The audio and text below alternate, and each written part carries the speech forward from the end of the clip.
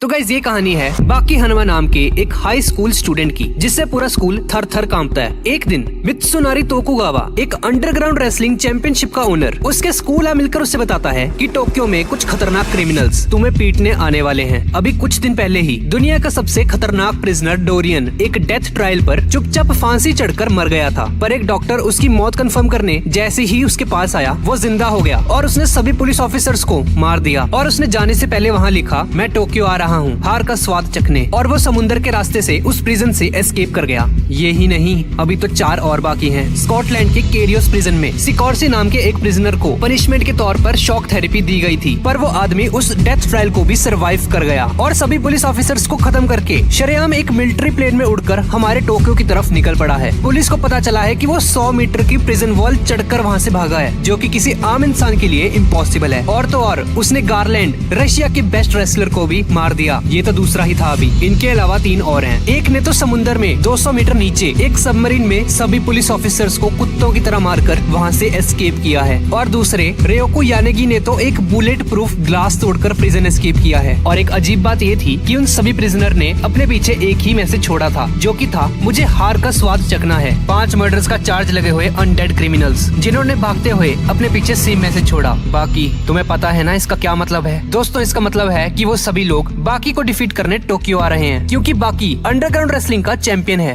अब अगले दिन सिकॉर्स्की उन सभी में से एक प्रिजनर रॉब नाम के एक बहुत ही फेमस किक बॉक्सर को अपनी बॉडी में फिटेड रेजर से मार देता है। और कुछ गुंडे बाकी के बारे में उसके क्लासमेट से पूछते हैं और बोलते हैं, ओए बुलाओ उस बाकी को, बहुत पावरफुल है, हमने सुना है, आज उसके साथ 2-2 हाथ हो ही जाए। डरकर वो आदमी बाकी के पास जाता है और उसको अपने साथ लेकर उसे उन गुंडों से मिलवाता है। उनमें से एक आदमी उसे चाकू से मारने आगे आता है, पर तभी उसे फ्लैशबैक दिखाई देता है कि उसके मुंह पर बाकी ने एक मुक्का ऑलरेडी मार दिया है। हालांकि वो अपनी जगह से हिला तक नहीं है अभी तक। वो बाकी के डर से ही फ्रीज हो जाता है और बचे हुए गुंडों को भी उन्हीं की स्पेशल वेपन्स उन्हीं पे यूज करके उन्हें हरा देता है। पर तभी बाकी को अपने क्लासमेट के पीछे एक 9 फुट का आदमी खड़ा हुआ दिखाई देता है। इस तरफ पुलिस डिपार्टमेंट में तहलका मचा हुआ है। डोरियन, सिकॉर्सी, डॉयले, स्पेक और रेयोको यानेगी एक साथ प्रिजन से एस्केप कर चुके हैं। तभी एक ऑफिसर आकर उन्हें बताता है कि शहर में सिटीजन्स ने देखा है कि किसी आदमी ने हमारी एक पुलिस वैन को हाथों से ही कुचल दिया। और पूछताछ पर पता चला कि ये काम स्पेक का है, उन्हीं 5 क्रिमिनल्स में से एक। अब सीन उसी बंदे पे शिफ्ट हो जाता है जो कि बाकी को मारने उसके सामने आ चुका है। शो ऑफ करने के लिए वो बंदा खुद के मुंह में गोलियां चलाता है और कहता है, मैं टोक्यो का सबसे स्ट्रॉन्गेस्ट आदमी हूँ, क्या तुम ही बाकी हनुमा हो? दोस्त, मुझे हार को एक्सपीरियंस करना है, क्या तुम मेरा साथ दोगे?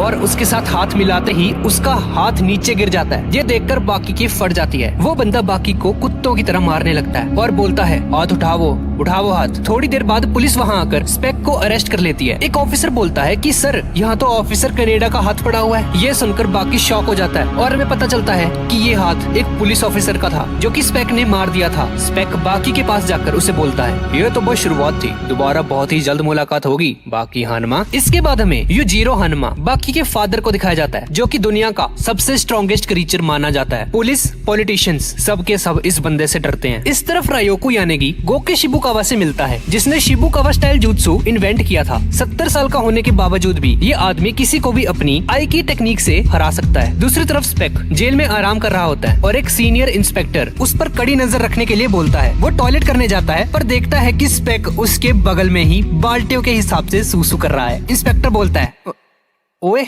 तुम यहाँ क्या कर रहे हो? स्पेक बोलता है, हाँ वो मैं जरा बाथरूम करने आया था यहाँ पे, ये लो ये बंस खाओ, एकदम मस्त क्रिस्पी हैं। इंस्पेक्टर उसके मेन पॉइंट पे लात मारता है, पर स्पेक बोलता है, मैं तुम्हारे साथ अच्छे से पेश आ रहा हूँ ना, लो खा लो इसे चुपचाप। और उस इंस्पेक्टर के साथ साथ बाकी पुलिस ऑफिसर्स को भी मार देता है। अब हमें कात्सुमी इरोची शिनशिनकाई कराटे स्टाइल के फाउंडर को दिखाया जाता है, जिसका निकनेम है लीथल वेपन, और उसके फादर का नाम है टोपी ओरोची, और ये है कायोरेत्सु, चाइनीज कैंपो फाइटिंग स्टाइल का जीनियस, जिसने एक बार मैक्सिमम टूर्नामेंट में बाकी को लगभग हरा दिया था। वो अपने स्टूडेंट्स को लेक्चर दे रहा होता है कि तभी डोरियन वहाँ पर आकर उसे बोलता है, एक्सक्यूज मी, मुझे मास्टर डोपो ओरोची से मिलना है। अब शिनशिनकाई एकेडमी के अंदर डोरियन मास्टर डोपो ओरोची से मिलने पहुंच चुका है। वो कात्सुमी से उसे उनसे मिलवाने के लिए बोलता है, पर कात्सुमी पहले उसे अपने जूते उतारने के लिए बोलता है। डोरियन अपने जूते उतारता है और कात्सुमी के एक जोरदार लात मारता है। वो उसकी आंखें नोच लेता है और उसे जान से मारने की कोशिश करता है। कात्सुमी उसके एक किक मारता है, पर डोरियन उसके गले में एक लकड़ी का टुकड़ा फेंक कर मारता है और उसे कहता है,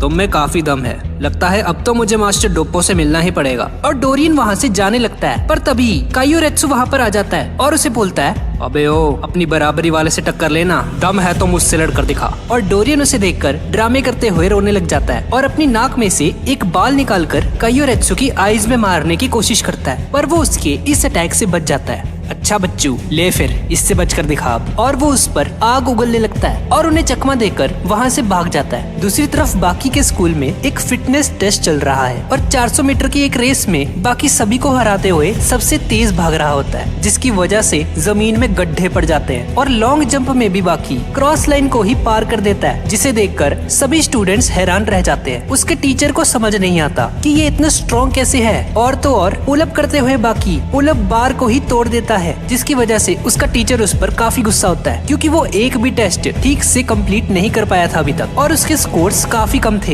इसलिए बाकी अपने टीचर से बोलता है कि क्या अगर वो 1500 मीटर की रेस का वर्ल्ड रिकॉर्ड तोड़ दे तो क्या वो उसे पास कर देंगे इस टेस्ट में। उसका टीचर उसे बोलता है, 1500 मीटर 3 मिनट 26 सेकंड का रिकॉर्ड है, ये तुम कैसे तोड़ पाओगे। पर बाकी बोलता है, सर मुझ पे भरोसा रखिए, मैं ये कर लूंगा। बाकी अपने कपड़े उतार देता है और रेस के लिए रेडी हो जाता है। रेस शुरू हो जाती है और बाकी शुरुआत में ही रेस में सबसे आगे निकल जाता है, पर तभी उसे मसल क्रैम्प्स आ जाते हैं, जिसकी वजह से एंड में वो लास्ट पोजीशन पर आता है। और बाकी का टैलेंट देखकर वो टीचर उसे पास कर देता है। इस तरफ मित्सुनारी कांजी इगारी से मिलता है, जिसने मैक्सिमम टूर्नामेंट में बाकी को लगभग हरा दिया था। पर तभी सिकोर्सी वहाँ पर आकर उस पर हमला कर देता है और एक एम्बुलेंस उसे लेकर जाती है और मित्सुनारी सिकोर्सी को अपने साथ लेकर वहाँ से निकल पड़ता है। इस तरफ पुलिस स्टेशन में स्पेक ने I will be back soon का एक पर्चा लगाया होता है अपने सेल के बाहर और मित्सुनारी और सिकोर्सी एक जगह पर आकर देखते हैं कि वो सारे क्रिमिनल्स एक साथ वहाँ पर आ चुके हैं। मित्सुनारी उनका स्वागत करता है और बताता है कि मैं इस स्टेडियम का मालिक हूँ और अब ये बताओ कि तुम सब यहाँ पर क्यों आए हो। डोरियन बताता है, ये कैसा सवाल है, ये जापान की सबसे फेमस जगह है जहाँ दुनिया के सबसे बेस्ट फाइटर्स आते हैं। डोले बोलता है, मैं अपने मन की करता हूँ, मुझे यहाँ पर आना था इसलिए मैं यहाँ पर आ गया। और तभी बाकी मित्सुनारी से मिलने वहाँ पर आ जाता है और बोलता है, सर मुझे आपसे कुछ बात करनी थी। वो सभी लोग बाकी को नोटिस करते हैं और तभी डोप्पो ओरोची और कुछ और खतरनाक फाइटर्स वहाँ पर आ जाते हैं। अब वो 5 क्रिमिनल्स और टोक्यो के 5 बेस्ट फाइटर्स आमने सामने आ चुके हैं और ये है डोप्पो ओरोची, शिनशिन काई कराटे स्टाइल का असली फाउंडर, और ये है कारोई यानामा और ये यानामा गैंग का बॉस भी है। मित्सुनारी उन्हें बताता है कि ठीक इसी जगह पर कुछ साल पहले मैक्सिमम टूर्नामेंट हुआ था, जो कि हिस्ट्री का सबसे ज्यादा खतरनाक टूर्नामेंट था और उसे जीता था बाकी हानमा। इस 17 साल के लड़के ने उन क्रिमिनल्स को उसकी इस बात पर यकीन नहीं होता और मित्सुनारी उसे इस टूर्नामेंट के रूल्स के बारे में बताने ही लगता है कि तभी ये बंदा बोलता है, कोई रूल्स नहीं है इसमें, ये गेम अभी से शुरू कर दो, फर्क नहीं पड़ता कि तुम कहाँ हो, किसके साथ हो, नहा रहे हो, जीएफ के साथ हो, जहाँ मर्जी चाहो फाइट कर सकते हो। उन 10 लोगों की फाइट शुरू हो जाती है। बाकी बोलता है, चलो ठीक है फिर मैं चलता हूँ, मुझे होमवर्क भी करना है, और ये बोलकर बाकी वहाँ से चला जाता है। दूसरी तरफ वो इंस्पेक्टर देखता है कि स्पेक अपने सेल में वापस आ चुका है। दूसरी तरफ डोरियन और डोप्पो कहीं पर जा रहे होते हैं कि तभी काइयोरेत्सु उससे पहले का बदला लेने उसके सामने आ जाता है और डोप्पो ओरोची उसके एक जोरदार लात मारता है। वो पहले से ही मौके की तलाश में था डोरियन को पीटने के लिए। डोरियन उस पर अपने आग वाले लाइटर से हमला करता है, पर डोप्पो ओरोची उसके इस अटैक को आसानी से रोक देता है और बोलता है, हा ये मेरा परफेक्ट डिफेंस है जो कि किसी मिसाइल से भी नहीं टूटने वाला। इस तरफ कांजी अकारी सिकोर्सी से बदला लेने उसके सामने आ चुका है और कुछ गुंडे भी लाया है अपने साथ, और वो सभी लोग सिकोर्सी को पकड़ लेते हैं। वापस डोप्पो ओरोची की तरफ हम लोग देखते हैं कि डोरियन उसका हाथ एक धागे से काट देता है। दरअसल डोरियन के पास एक स्पेशल लाइटर होता है जिसमें एक मकड़ी के जाले से भी ज्यादा पतला और नायलॉन से भी ज्यादा स्ट्रॉन्ग धागा निकलता है। डोरियन बोलता है, ये धागा साइंस के नजरिए से एक चमत्कार है, बहुत पहले से मैजिशियंस भी ऐसे ही धागे यूज करते हैं अपने ट्रिक्स के लिए। और ओरोची समझ जाता है कि जब उसने उसकी किक मारी थी पहले, तभी उसने मौके का फायदा उठाकर वो धागा उसके हाथ में डाल दिया था। पर ओरोची को इसकी आदत थी। दरअसल ट्रेनिंग के दौरान उसका हाथ बहुत बार टूट चुका था और तभी वो उसके मुंह पर एक जोरदार मुक्का मार देता है और डोरियन नीचे जमीन पर गिर जाता है। इस तरफ कांजी और उसके दोस्त सिकोर्सी को मारने का कोई प्लान बना रहे होते हैं। कांजी उसे 5 गोलियां मारता है, पर इससे उसे कुछ भी नहीं होता। वो उसके साथियों को मार देता है और कांजी सरेंडर कर देता है और कहता है, प्लीज मुझे जाने दो, पर सिकोर्सी उसकी बात नहीं मानता और एक जिम रॉड और कुछ डंबल्स उठाकर उसके मारने लग जाता है, जिसकी वजह से कांजी की मौत हो जाती है। अब सीन बाकी की तरफ शिफ्ट हो जाता है, जो कि अपनी गर्लफ्रेंड कोजुई मात्सुमोटो के साथ घूम रहा होता है। उस लड़की को पता होता है कि बाकी एक फाइटर है। वो दोनों आपस में बात कर रहे होते हैं कि तभी कुछ गुंडे उनका रास्ता रोक लेते हैं और बाकी से कहते हैं, ओए चुपचाप अपने सारे पैसे हमें दे दो, सुना ना तुमने।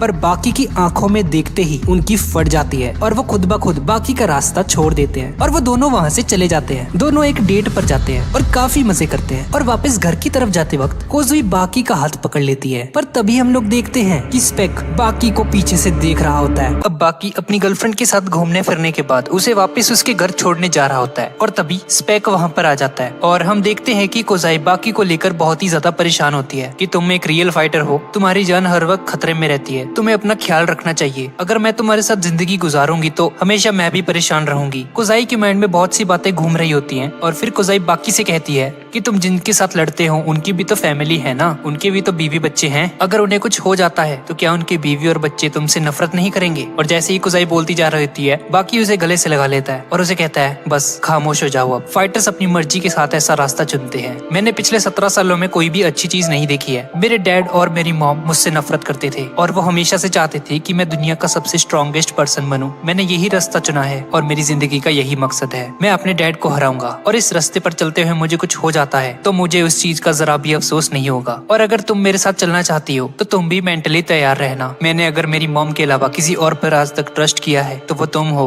कोजाई। वो दोनों आपस में बात कर रहे होते हैं कि तभी स्पेक वहाँ पर आ जाता है और फिर वो जैसे ही बाकी पर अटैक करने वाला होता है तो बाकी घूर कर स्पेक की तरफ देखता है तो स्पेक वहीं पर खड़ा खड़ा मानो जम सा जाता है। लेकिन इसी दौरान हानायामा वहाँ पर पहुंच जाता है और वो स्पेक की जबड़े को पकड़ लेता है और उसे बाकी से दूर फेंक देता है। वो बाकी और कोजाई की जान बचा लेता है और कहता है, तुम्हारी लड़ाई मुझसे है, तुम बाकी से दूर रहो। और अब स्पेक और हानायामा की फाइट शुरू हो जाती है। स्पेक एक जोरदार लात हानायामा के मुंह पर मारता है, उसके नाक से खून निकलने लग जाता है और अब वो अपने कपड़े उतार देता है और हम देखते हैं कि यानाहामा के बैक पर एक बहुत ही मस्त सा टैटू होता है जिस पर कई तलवारों के निशान भी होते हैं। ये जो टैटू आप देख रहे हो ये यानाहामा फैमिली के लीडर्स का एक सिंबल है और ये टैटू सिर्फ वही इंसान बना सकता है जिसके पास बहुत ही ज्यादा स्ट्रेंथ होती है। और इस टैटू पर ये स्वॉर्ड के निशान तब आते हैं जब यानाहामा एक पूरी की पूरी गैंग के साथ अकेला ही फाइट करने पहुंच जाता है। और ये स्टोरी जानने के बाद उन दोनों के बीच में फाइट शुरू हो जाती है। स्पेक अपने हाथ में आने वाली हर चीज के जरिए हानायामा पर हमला करना शुरू कर देता है। कभी वो यानाहामा का जूता पकड़कर उस पर अटैक करता है और कभी वो बेंचेस को उठा उठाकर हानायामा की बैक पर मारने की कोशिश करता है। पर इन छोटी मोटी चोटों का हानायामा पर कुछ ज्यादा असर नहीं होता और वो अपने फाइटिंग स्टांस को अपना लेता है। ये देखकर स्पेक भी काफी ज्यादा एक्साइटेड हो जाता है और कहता है, बहुत खूब, काफी अरसा गुजर चुका है, एक स्ट्रॉन्ग ओपोनेंट मिले। इतने सालों के बाद कोई ताकतवर ओपोनेंट मुझे मिला है। तुम तो स्टैचू ऑफ लिबर्टी की तरह आराम से खड़े हो गए हो, जैसा हाल मैंने स्टैचू ऑफ लिबर्टी का किया था।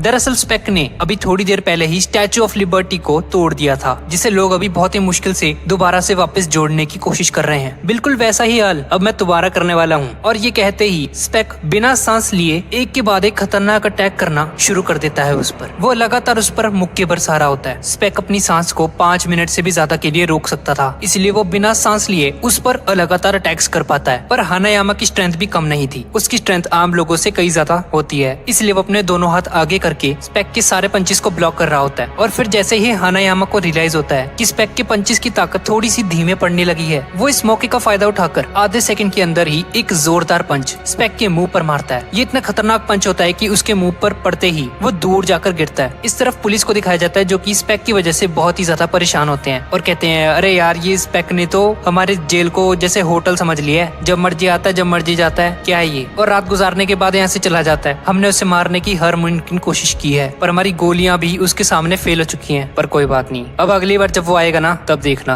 बहुत ही खतरनाक तरीके से मारने वाला हूँ मैं उसे। दूसरी तरफ हानायामा स्पेक के मुंह पर एक के बाद एक जोरदार गुस्से बरसा रहा होता है और वो स्पेक से पूछता है, हाँ भी आगे स्वाद, तुम्हें हार का मजा चखना था ना, लो मजा आ रहा है अब। हानायामा के पंचेस को बर्दाश्त करने की ताकत तो किसी में भी नहीं होती है, इसलिए स्पेक की हालत धीरे धीरे खराब होने लग जाती है और फिर अचानक से ही स्पेक हार मान लेता है। हानायामा ये देखकर काफी ज्यादा हैरान हो जाता है कि ये इतनी आसानी से कैसे अपनी डिफीट मान ली, पर हमें पता चलता है कि ये स्पेक की एक चाल थी। दरअसल उसके हाथ में 6 कारतूस होते हैं जिसे वो हानायामा के मुंह में डालकर उसका मुंह बंद कर देता है, जिसकी वजह से वो गोलियां फट जाती हैं और हानायामा का जबड़ा तकरीबन आधा टूट चुका होता है उस धमाके की वजह से और अब वो बहुत ही ज्यादा बुरी हालत में होता है। पर हानायामा नीचे गिरने से पहले स्पेक के मुंह पर एक जोरदार पंच मार देता है और और इस फाइट का विनर हानायामा निकलता है। दूसरी तरफ पुलिस देखते हैं कि हानायामा ने स्पेक को बुरी तरह से पीट दिया है और उसे कॉलर से पकड़ रखा है। पुलिस हानायामा का शुक्रिया अदा करती है कि तुमने इतने खतरनाक क्रिमिनल को पकड़ लिया है। पुलिस हानायामा को पहले से ही जानती थी, इसलिए वो उसकी काफी रिस्पेक्ट भी करते थे और उसे जाने देती है। और जैसे ही हानायामा वहाँ से जाने लगता है और स्पेक को गिरफ्तार करने के बाद उसे पुलिस की गाड़ी में बिठाया जाता है, तो स्पेक पुलिस वालों पर अटैक कर देता है और देखते ही देखते उन सभी पुलिस ऑफिसर्स को मार देता है। और फिर वो सभी पुलिस ऑफिसर्स को मारकर पुलिस की गाड़ी को अपने हाथों में उठा लेता है और हानायामा पर गिरा देता है और एक रॉड के जरिए हानायामा के फेस पर अटैक करने की कोशिश करता है और उसे मारते हुए कहता है, तुम्हारे पास मौका था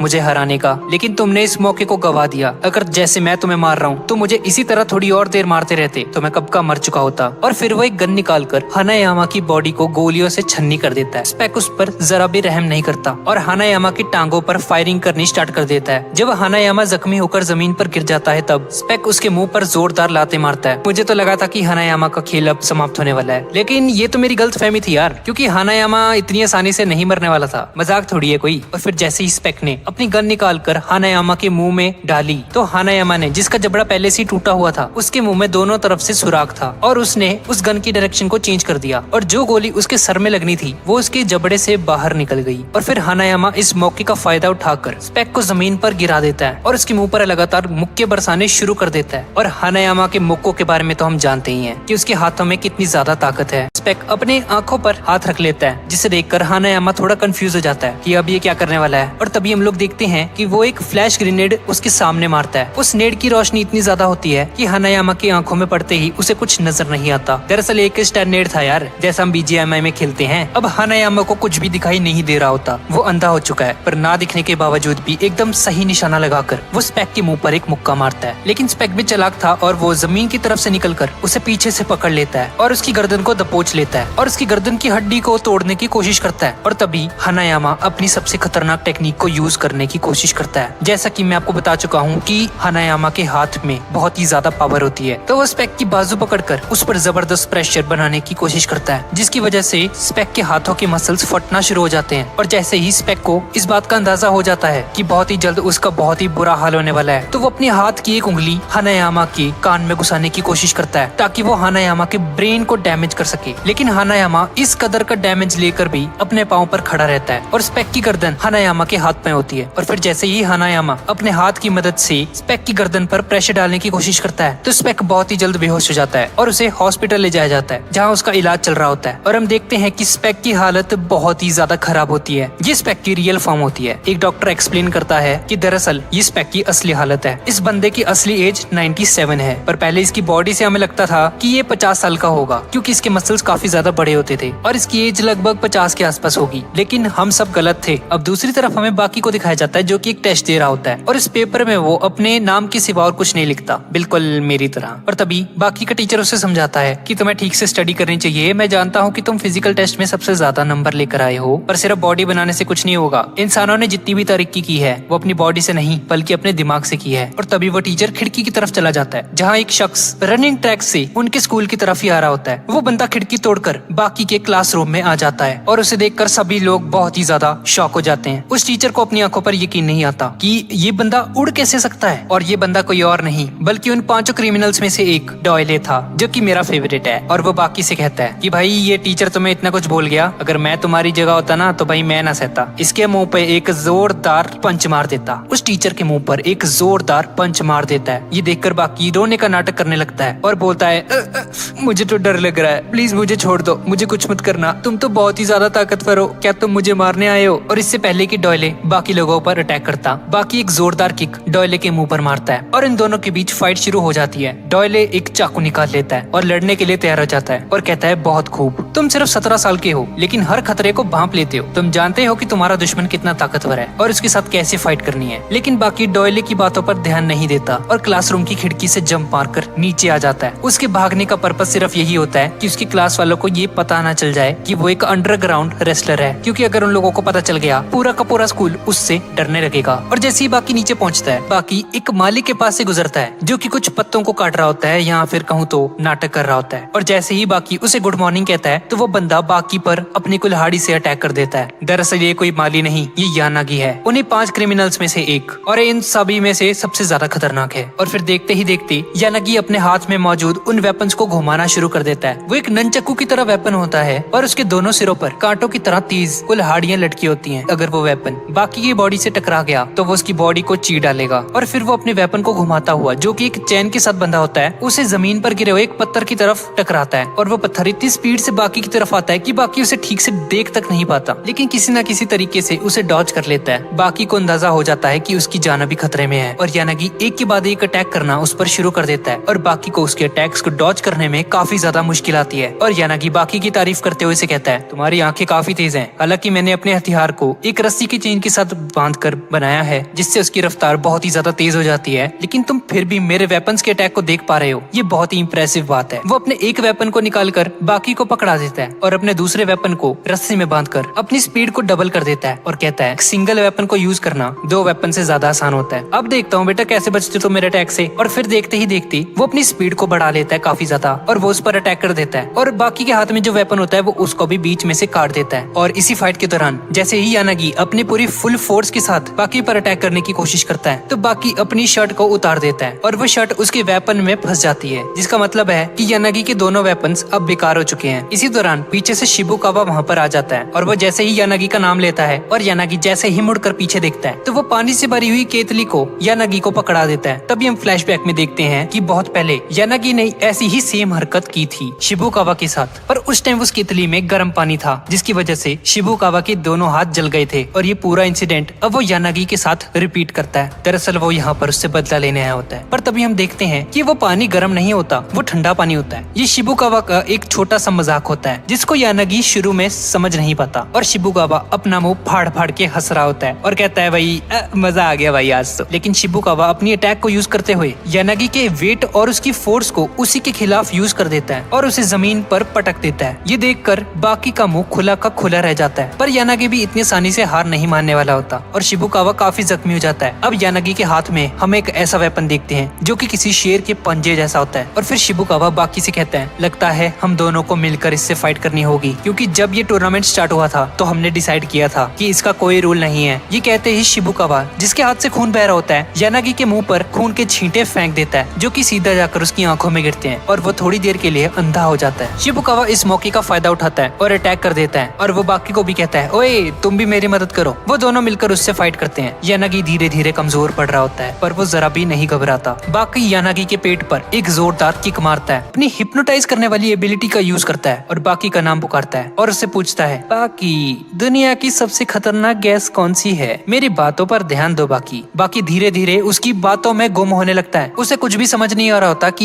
ये क्या हो रहा है उसके साथ। वो उसके माइंड को हिप्नोटाइज कर रहा होता है और चलते चलते यानागी बाकी के बहुत ज्यादा करीब पहुंच जाता है। शिबुकावा उसे बोलता है, ओए स्नैप आउट ऑफ इट, क्या कर रहे हो ये? वो तुम्हें मार देगा, वो तुम्हारे पास आ रहा है बहुत ज्यादा। पर बाकी तो मानो किसी और ही दुनिया में होता है और यानागी इस मौके का फायदा उठाकर वो अपने गैस के हैंड को बाकी के नाक के पास आकर रख देता है, जिसकी वजह से बाकी बेहोश हो जाता है। उसकी आंखें खुली होती हैं और तभी दूसरी तरफ हम लोग देखते हैं कि एक सुमो रेसलर बेड पर लेटा हुआ होता है। दरअसल इस बंदे पर भी यानागी ने हमला किया था अपनी पॉइजनस गैस की मदद से, और क्योंकि सांस के जरिए जब कोई पॉइजनस गैस इनहेल की जाती है वो धीरे धीरे तुम्हारी पूरी बॉडी में फैलने लगती है और आप हिल डुल नहीं पाओगे। यही सेम चीज अभी बाकी के साथ हो रही थी। इसी टेक्निक की वजह से यानागी को ये टाइटल मिला था जो कि था द पॉइजनर। बाकी एकदम बेहोश पड़ा होता है और फिर यानागी बाकी से पूछे हुए सवाल का जवाब देते हुए कहता है, मैंने तुमसे पूछा था ना कि सबसे पॉइजनस गैस कौन सी है, तो वो होती है ऑक्सीजन, क्योंकि हवा में 24 घंटे ऑक्सीजन होती है। हर एक बंदा ऑक्सीजन को इनहेल करता है और अगर मैं इसी ऑक्सीजन को अपनी ताकत बना लूं तो मैं अपने ओपोनेंट को आसानी से हराने में कामयाब हो पाऊंगा। और ये सब बोलने के बाद वो बाकी को जगाकर वहाँ से फरार हो जाता है। मित्सुनारी अपने सभी फाइटर्स को बुलाता है और रज्ज की गालियां देता है उन्हें, और वो खास तौर पर बाकी से कहता है कि तुम यानागी से हार जाओगे, ये मैंने कभी सपने में भी नहीं सोचा था। बाकी मेरा नंबर 1 फाइटर बगैर किसी रूल के हार गया, मैं बहुत ज्यादा हैरान हूँ, मुझे तुमसे ये उम्मीद नहीं थी। और उन सभी की इंसल्ट करने के साथ साथ उनको मोटिवेट भी कर रहा होता है कि मार्शल आर्ट का ये मतलब नहीं है कि तुम सभी को एक अखाड़े में फाइट करनी है, बस ऐसा नहीं होता, तुम्हारा दुश्मन कहीं भी आ सकता है, तुम्हें हमेशा रेडी रहना चाहिए। ये सब सुनकर यानाहामा गुस्से में आ जाता है और टोकुगावा को